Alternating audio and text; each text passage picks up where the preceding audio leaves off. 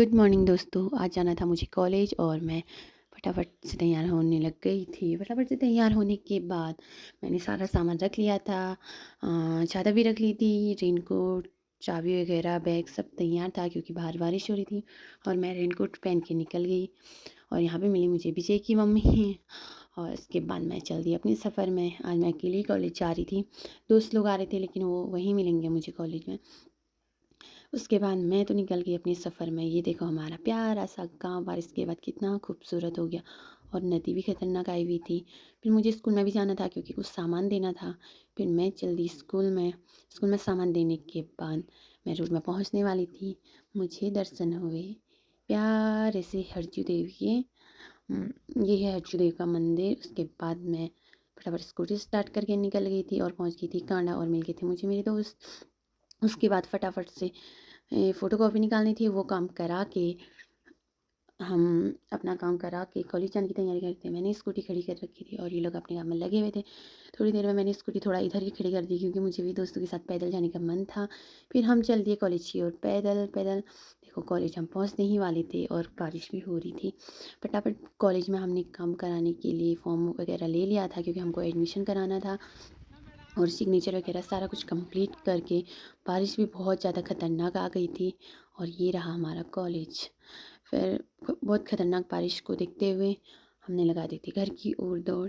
और बहुत ज़्यादा बारिश, पूरे हमारे कपड़े फूले पूरे भीग गए थे। छाता से भी कोई असर नहीं हो रहा था और स्कूटी तो मैंने उधर ही खड़ी कर रखी थी, उसमें भी भीग नहीं था। खैर फिर मैं दोस्तों को के साथ साथ चल रही थी और देखो रास्ते में मुझे मिले गोरे थे जो मटवा। हम इस बारिश में चल नहीं पा रहे थे, ये लोग काम कर रहे थे, इनको देख के बहुत दया आई। और फिर हम चल दिए। इतनी खतरनाक बारिश, चलने में भी इतनी प्रॉब्लम हो रही थी, पूरे कपड़े गीले, ठंडा अलग से। फटाफट से चल दी मैंने दोस्तों को बोला बाय और मैं चली गई कांडा। कांडा जाने के बाद मैंने फटाफट खाए गरम गरम मोमो और पहुंच गई घर सामान खरीद के। घर पहुंचने के बाद बारिश से पूरा भीग गई थी और स्कूटी भी तो भीगी हुई थी वो। फिर मैंने अम्ब्रेला खोली अपनी और मैं चल दी घर को क्योंकि घर जाके ही रिलैक्स मिलेगा अब, ऐसा सोच के। पूरा भीगी हुई थी, पूरे कपड़े पूरे गीले हो गए थे। ये देखो हमारे वहाँ बारिश के बाद इतनी खतरनाक नदी आ जाती है, बहुत ज़्यादा खतरनाक आई हुई थी। और फिर घर आके देखा तो कनक मेरा वेट कर रही थी। कनक मेरे से पूछ रही थी कि बुआ कहाँ से आ रहे हो, आप कहाँ गए थे। कनक खा रही थी चॉकलेट और फिर कनक आ गई मेरे घर क्योंकि कनक अकेले घर में बोर हो रही होगी। फिर कनक को मैं अपने घर में लेके आई और कनक बहुत खुश हो गई थी और चॉकलेट भी बहुत खुशी से खा रही थी, मुझे भी खिला रही थी। फिर मैंने कनक के साथ बहुत सारी मस्ती की और मैं थोड़ी देर बैठ ही गई थी क्योंकि मुझे बहुत ज़्यादा थकान हो गई थी। कनक बहुत ज़्यादा खुश लग रही थी और बहुत ज़्यादा बातें कर रही थी मेरे से। और उसके बाद मुझे तो और भी काम करने थे। फिर मैंने कनक को बोला कि मेरे पैर में दर्द हो रहा है, तो कनक मेरे हाथ पैर दबाने लग गई।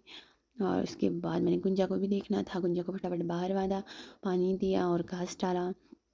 मौसम अभी तो बारिश बंद हो गई थी, सुबह से अभी बारिश बंद हो रखी थी। गुंजा को मच्छर लग रहे थे, फिर मैंने धुआं लगाया और फिर यशु भाभी और ताई लोग यहाँ पे बैठे हुए थे। भाभी कहाँ से आ गए थे और यशु बहुत ज़्यादा नौटंकी कर रहा था भाभी के सामने। भाभी ने उसको बहुत डांटा लेकिन उसकी नौटंकी तो कभी ख़त्म ही नहीं होती।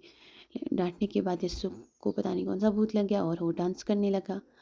फिर यशु के डांस को देखते देखते मैं हो गई थी बहुत ज़्यादा बोर। और फिर देखो हमारे वहाँ का मौसम बहुत कोहरा लग गया था और बहुत ठंडा ठंडा कूल कूल मौसम हो रहा था। फिर कनक भी आ गई थी अपने दादू के साथ। फिर कनक हमारे वहीं आ गई और बैठी अपनी आंटी के साथ। ताऊ भी अपना काम करके आ गए थे। उसके बाद एक दूसरी ताई भी आई हमारे घर में, जिनका नाम है मोटा ताई। बहुत हंसमुख ताई हैं, हमेशा हंसती रहती हैं। उसके बाद सभी लोग यहाँ पे बैठे थे और डब्बा भाभी भी आ गई थी।